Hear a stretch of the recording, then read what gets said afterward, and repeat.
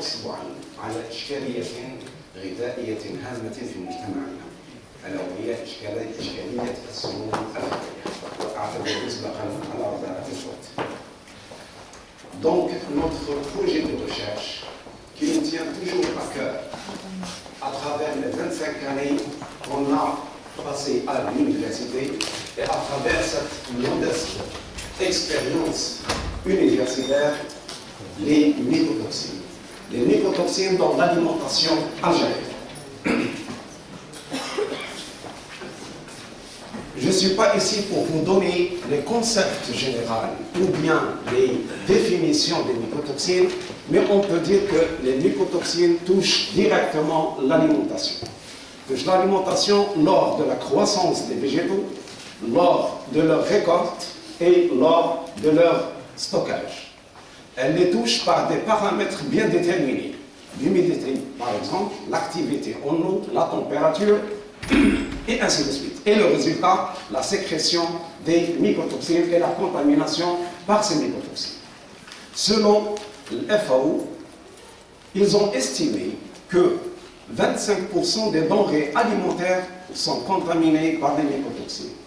Et 5% de la production mondiale est jetée, je dis bien jetée, détruite à cause de la contamination fongique et la contamination par des mycotoxines.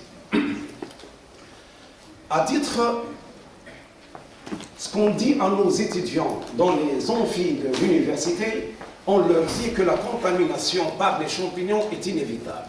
Donc on ne peut pas éviter une contamination par les moisissures. Dans ce concept, la science aujourd'hui parle de contrôle. De contrôle dans le sens anglo-saxon, la maîtrise. Comment maîtriser cette contamination, comment limiter sa prolifération, comment éviter ces dangers et ces dégâts à travers la libération des mycotoxines. Donc, comment peut-on éviter cette contamination par ces mycotoxines? Les mycotoxines, on dit en général que ce sont des métabolites secondaires. Et le mot métabolite secondaire pose un problème de fond et de forme dans le sens de la contamination et la prolifération de ces champignons. Lorsqu'on parle de la croissance radiale des champignons, on parle de la germination, puis la prolifération. Et la prolifération vers les extrémités, toujours la sporulation commence par le centre. Et la sporulation des champignons, ou bien d'autres micro-organismes, c'est un bon indice de libération de mycotoxines. Donc, dans la même forme de croissance des champignons, il y a une biomasse qui libère, il y a une biomasse qui va vers le côté végétatif et il y a une autre biomasse qui commence à libérer ces toxines dans le même lieu, même, je peux dire, dans la même graine qui contamine. Donc, à commenter ce côté métabolite secondaire, dans le sens, ce n'est pas toute la biomasse qui sort de la forme sporulée à la forme végétative, puis elle commence à suivre son cours ou bien son cycle de reproduction, puis il y a une phase d'où elle va libérer les mycotoxines. Non, c'est pas ça. C'est au cours de cette croissance, une partie de cette croissance est toujours dans le sens végétatif et radial, et l'autre partie, dans la même composante, elle libère les mycotoxines. Est-ce qu'il y a un risque pour ces mycotoxines? On dit que ces contaminants résistent en général au procédé de transformation. Le premier risque, c'est que lors de la contamination, lors de la transformation céréalière ou bien d'autres produits contaminés, tout le process technologique, les mycotoxines, les spores fongiques, les champignons résistent à ce process de transformation. On ne peut pas éliminer, entre guillemets, on ne peut pas éliminer la contamination fongique et ces métabolites à travers cette transformation alimentaire. Elle résiste même au traitement thermique. On dit maintenant qu'il y a des molécules de mycotoxines qui peuvent résister jusqu'à 263 degrés Celsius pendant une vingtaine à une demi-heure, de minutes. Une vingtaine de minutes à une demi-heure. Donc, et il n'y a pas une préparation alimentaire qui peut atteindre les 260 degrés. Donc, à travers soit culture ménagère, pratique industrielle, toujours ces métabolites résistent. Les teneurs maximales en mycotoxines, il y a des institutions mondiales, la communauté européenne, qui limitent ce qu'on appelle la dose tolérable. Mais cette dose tolérable, en fonction en fonction des recherches et en fonction de l'évolution des moyens analytiques, elle diminue de plus en plus. Elle diminue de plus en plus. Et nous, le tiers-monde, les Africains par exemple, le monde arabe, le monde islamique, on suit, on ne fait pas la science, on ne crée pas la science. Donc, on suit ce qui est à l'échelle mondiale dans ce contexte.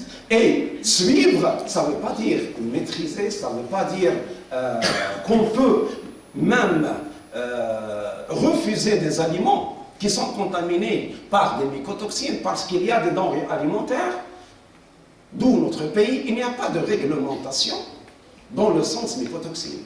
Donc, lors de l'arrivée au port, il n'y a pas ce contexte de vérification de ces mycotoxines.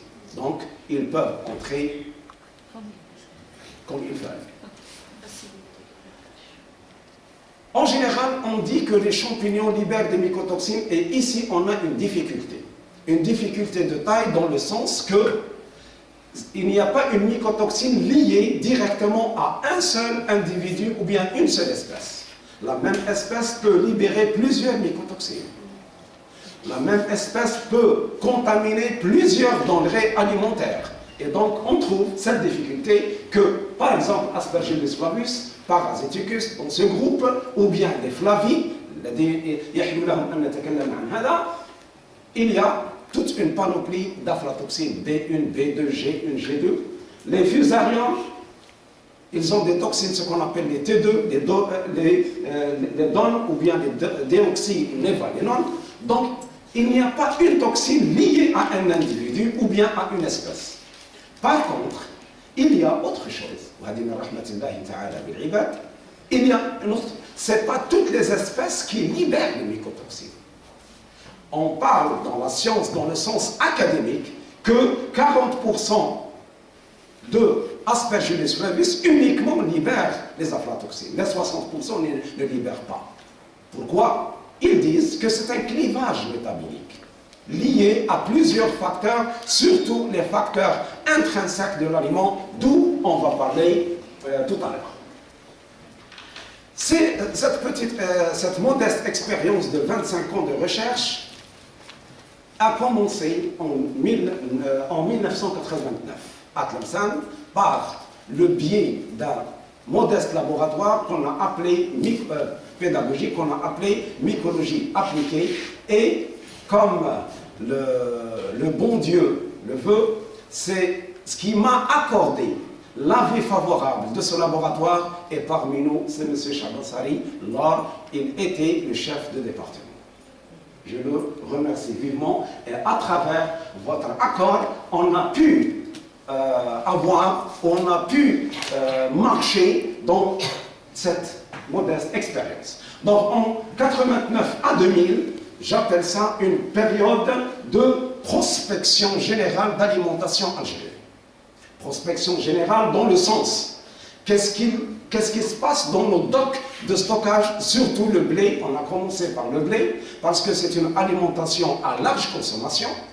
C'est une alimentation que l'Algérien ne peut pas s'en passer. Et c'est une alimentation d'où l'Algérien est privilégié.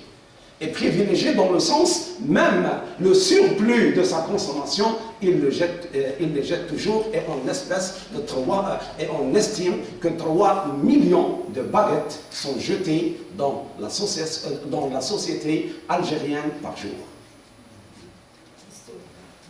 Donc, il y a cette prospection, et il y a, dans le sens prospection, quels sont les facteurs de stockage de blé dans nos silos Et est-ce qu'ils sont respectés? Et où est le seuil de la contamination fongique? Le premier travail, entre 89 à 90, on a recensé, à travers ce modeste travail, 30 genres de champignons, je dis bien genre de champignons qui contaminent le blé dans les docks de stockage. Donc une contamination très forte, très importante. Est-ce qu'il y a... Qu'est-ce qu'il a? C'est-à-dire, cette contamination est le résultat de quoi exactement? Le résultat de la non-maîtrise et la négligence des paramètres de stockage. Toujours, excusez-moi de le dire entre parenthèses, toujours on dit que les lieux de transformation alimentaire, on se comporte avec l'aliment comme un produit non vivant, comme un produit dans un sens, comme un produit chimique de transformation, ainsi de suite. Mais la transformation alimentaire a ses spécificités. A ses spécificités dans le sens al-mahiyya, c'est-à-dire c'est quoi cette contamination? Et surtout lorsqu'on parle de grains et graines, on parle d'une graine vivante. Oui, on parle d'un grain qui respire. On parle d'un grain qui effectue son métabolisme. Et tout ça doit refléter sur le sens de la maîtrise des conditions de stockage d'où on va parler. Donc on s'est intéressé aux conditions de stockage, alimentation de bétail, alimentation de volaille et les arachides et les fruits à coque. Ce sont les principaux aliments, grains et graines qui ont été, c'est-à-dire prospectés lors de 1989 à 2000. Ce qu'on a constaté, premièrement, un problème de taille. C'est que les deux conditions qui sont contrôlées lors du stockage, c'est la température et l'humidité. Température et humidité, on dit dans un lieu de stockage que la température tolérable dans les docks de stockage, c'est entre 25 à 30 degrés. Et la température tolérable, c'est entre 11 à 13%. À travers ce que j'ai visité lors des 25 ans, tout l'ouest algérien, y compris le sud-ouest algérien, il n'y a pas ce contrôle rigoureux. Je dis même, la sonde de contrôle d'humidité ne fonctionne pas.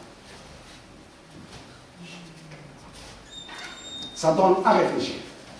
Donc, non-maîtrise de la température dans les silos de stockage, l'humidité non contrôlée à l'intérieur des silos, et ce qui aggrave la situation, c'est le manque d'hygiène.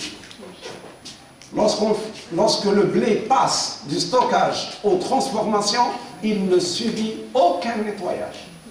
C'est tout simplement un nettoyage mécanique pour éliminer ce qu'on peut éliminer de poussière et des déchets grossiers.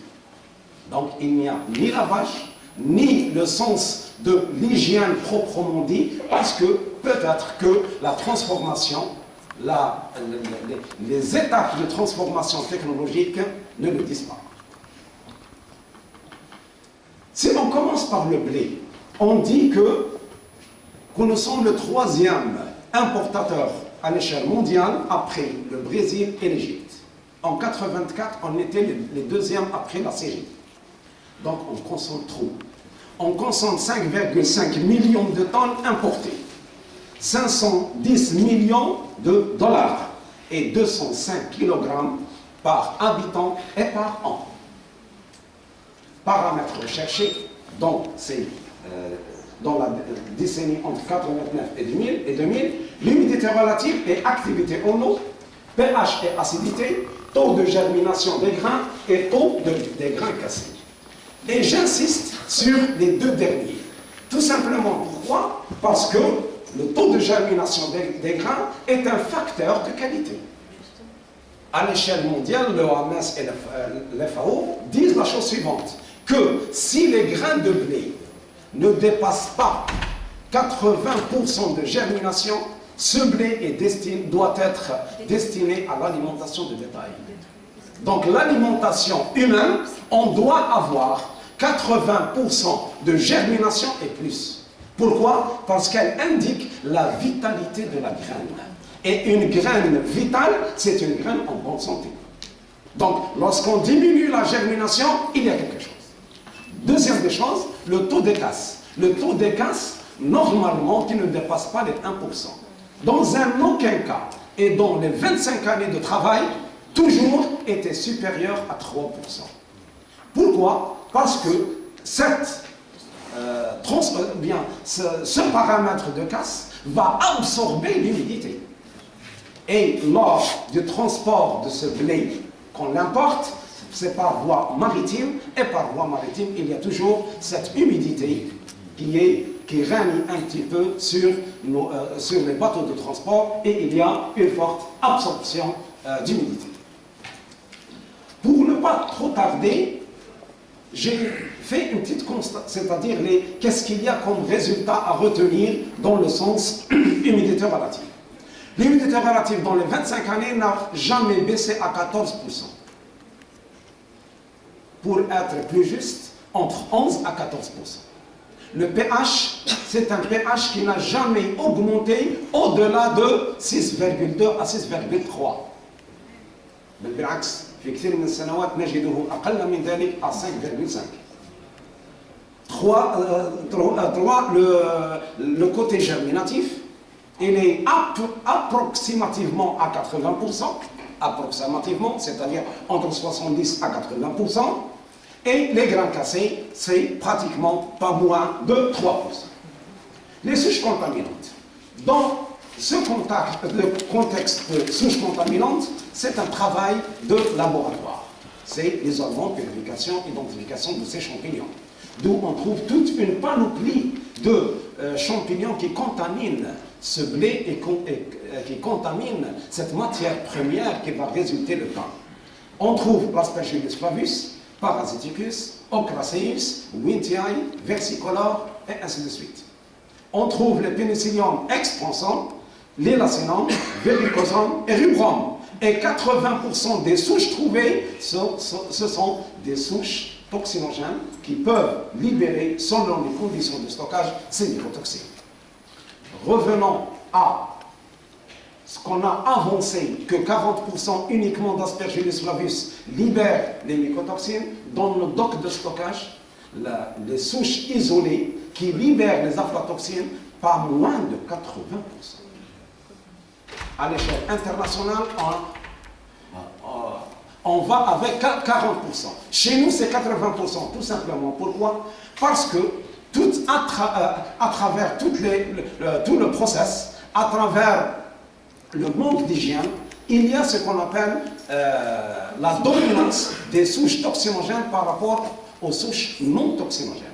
En Californie, en 1992, il y avait une publication d'où il prévoit combattre ou bien éliminer ou bien éradiquer les Aspergillus flavus toxinogènes par des Aspergillus flavus non toxinogènes.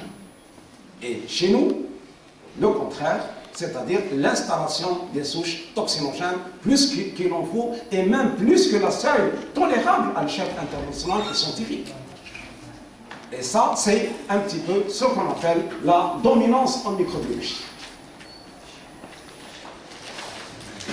Un exemple de 2008 à 2009, c'est assez récent, on trouve tous ces champignons qui contaminent le blé, surtout c'est un blé importé, ça on parle ici d'un blé importé, qui vient d'une porte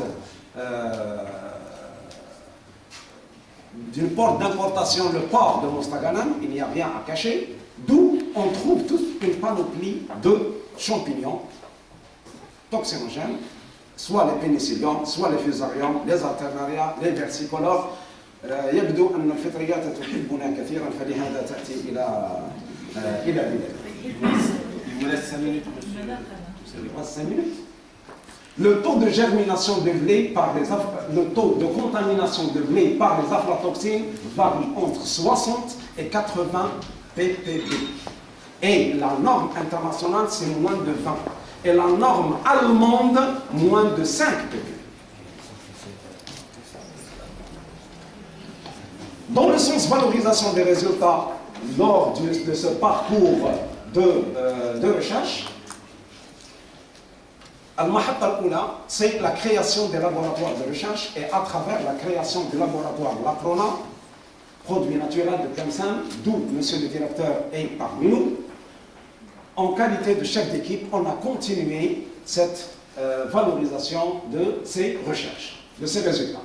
Entre 2000 et 2010, un projet de recherche en commun, en collaboration avec le ministère du Commerce, sur l'étude des risques liés à la présence des aflatoxines dans les arachides commercialisés à Tlemcen. Pourquoi Tlemcen les arachides? Parce que c'est un marché très ouvert, non contrôlé, plus que le contrôlé, parce qu'il y a ce qu'on appelle les contrebandiers et ce commerce illégal qui, entre guillemets, présente un risque majeur pour la population. Résultat présenté en 2004 sous forme de séminaire national à l'université de Tlemcen. Voilà ce prospectus de cette expérience en juin 2004. L'objectif atteint à travers ce travail de 3 années, établir une réglementation par un arrêté ministériel du 11-10-2007 exigeant le dosage des aflatoxines dans les céréales, fruits à coque et produits dérivés. C'est-à-dire qu'avant 2007, point d'interrogation. Et à travers l'ONVREDET, l'Agence nationale de la valorisation des recherches scientifiques, on a présenté ce modeste travail.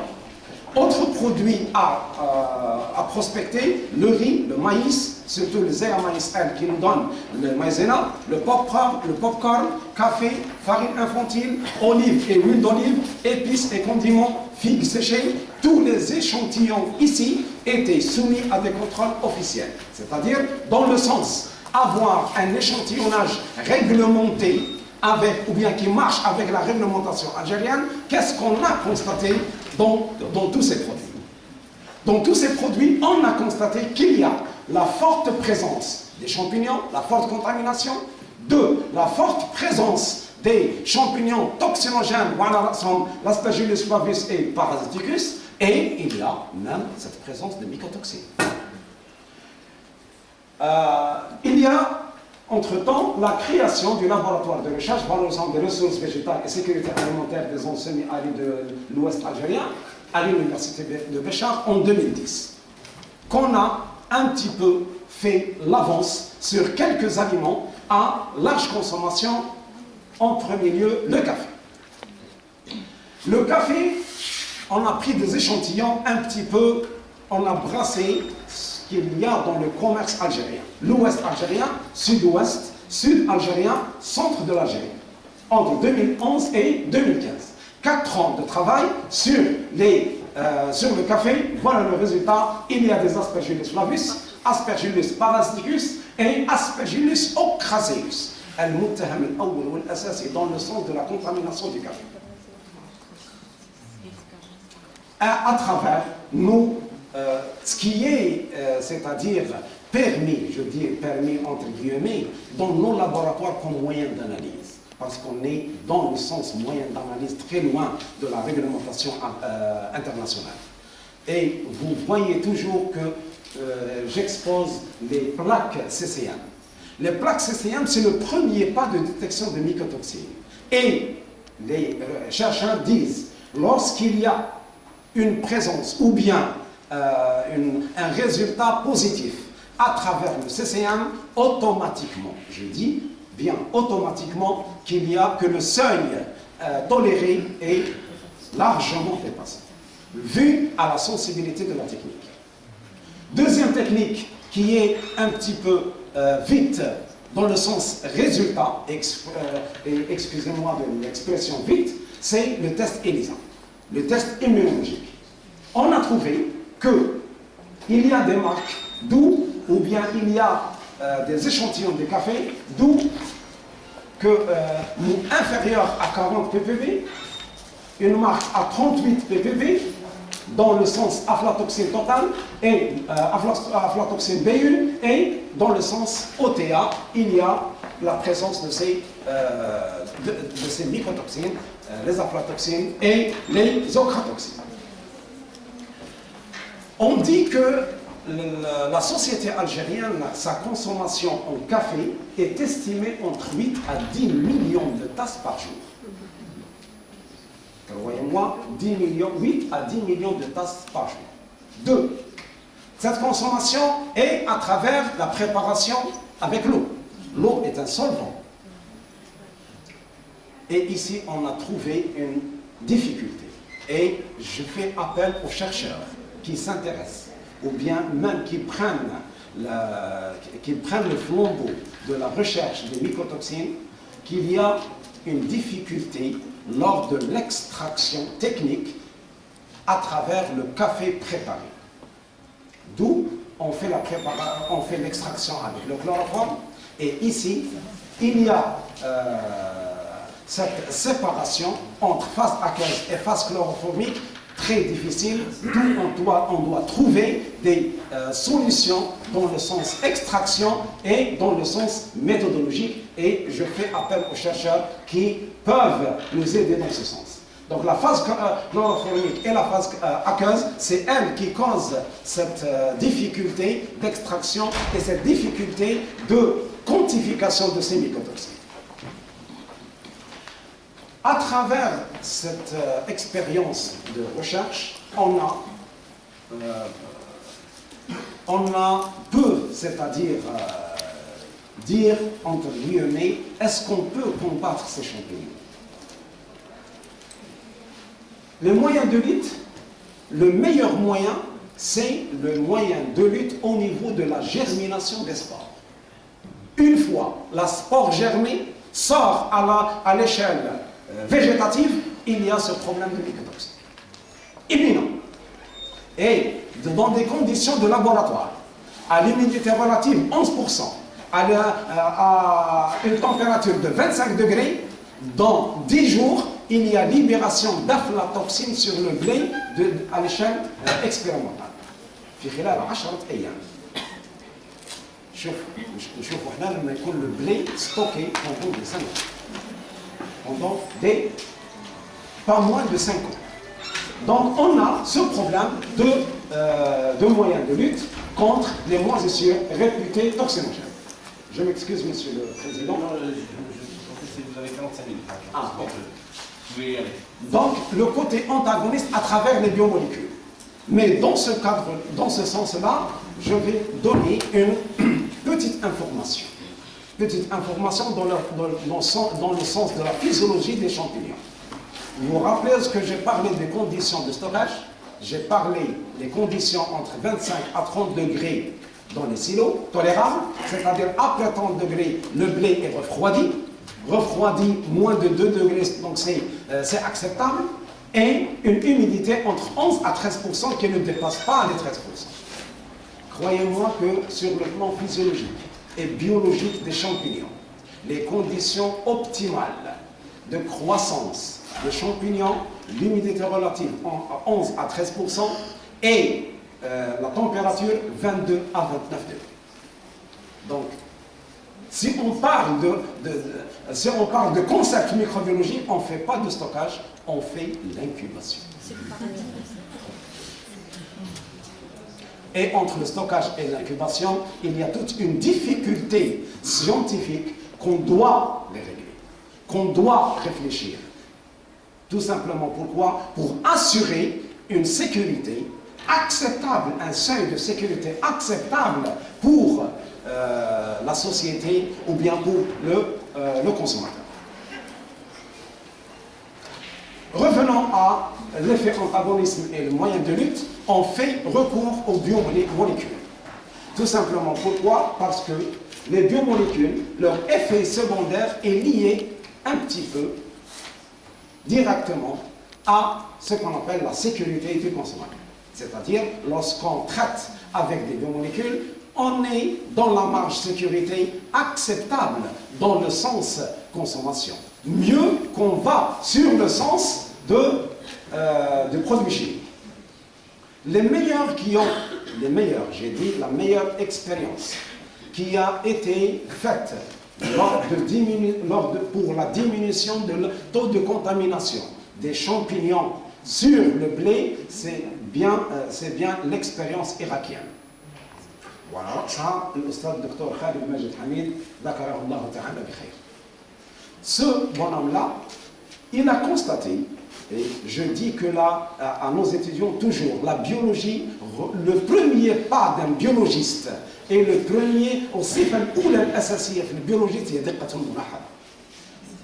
قال هذا الرجل دخلت مرة إلى كلية الطب في جامعة بغداد، فوجدت أن هناك ملتقى دولي حول القرنية والديتاشمون de cette rétine. وكان الملتقى حول l'utilisation du laser pour la fixation de la rétine. قال فأخذت الفكرة وذهبت عند إخواننا الفيزيائيين et on a conçu un petit appareil. Cet petit appareil qui nous donne des doses de laser en fonction du temps, et on a fait passer le blé à l'intérieur. Et ils ont pu diminuer la contamination globale à 20% de contamination finale. C'est-à-dire, sur 100 souches, ils ont pu éradiquer et éliminer 80 champignons, 80 souches, 80 genres, dont le blé, par cette idée d'utilisation du laser. Donc, la constatation peut mener loin, mais ce projet n'a pas pu être, c'est-à-dire prendre l'ampleur et l'utilisation, point d'interrogation. Donc, effet secondaire et sécurité, l'utilisation des condiments dans le café. À l'échelle traditionnelle, في كل مجتمع من مجتمعاتنا في بلادنا الحمد لله, on utilise le sens des condiments et d'ajouts et d'arômes et même des épices dans la préparation du café. Et rendre le café plus acceptable. Parce que on trouve du café acide. L'acidité du café due principalement, je ne dis pas totalement, principalement à la prolifération des champignons. Donc, dans ce sens d'acceptabilité, pourquoi pas faire des recherches, des travaux, pousser les gens à donner, à résulter, est-ce que l'utilisation de ces condiments n'a pas un effet répressif de l'effet des mycotoxines et des aflatoxines dans la santé, pour la santé. Comme l'a dit ma collègue hier, la recherche scientifique en Algérie a pour but la formation, promotion et l'essai. Le sens de l'application en est encore loin. صحيح حقيقة مرة لكن ينبغي أن نعترف بها. وهنا الكل مسؤول والمسؤولية الأساسية عن الباحث. أنه ينبغي أن il faut valoriser ces résultats et frapper à toute porte pour indiquer le mal et pour savoir maîtriser ce mal. Je vous laisse 5 minutes. Très bien. Le projet de recherche est limité par une publication dans nos universités. Un projet pour un doctorant, et mes collègues ici présents peuvent témoigner, lorsque le doctorant fait sa première publication, il te dit « j'ai le droit de soutenir ». Le projet de doctorat, ce n'est pas une publication. Ne se limite pas à une publication.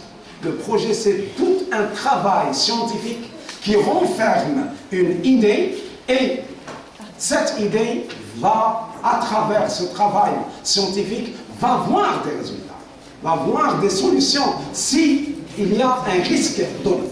Donc ce n'est pas une publication.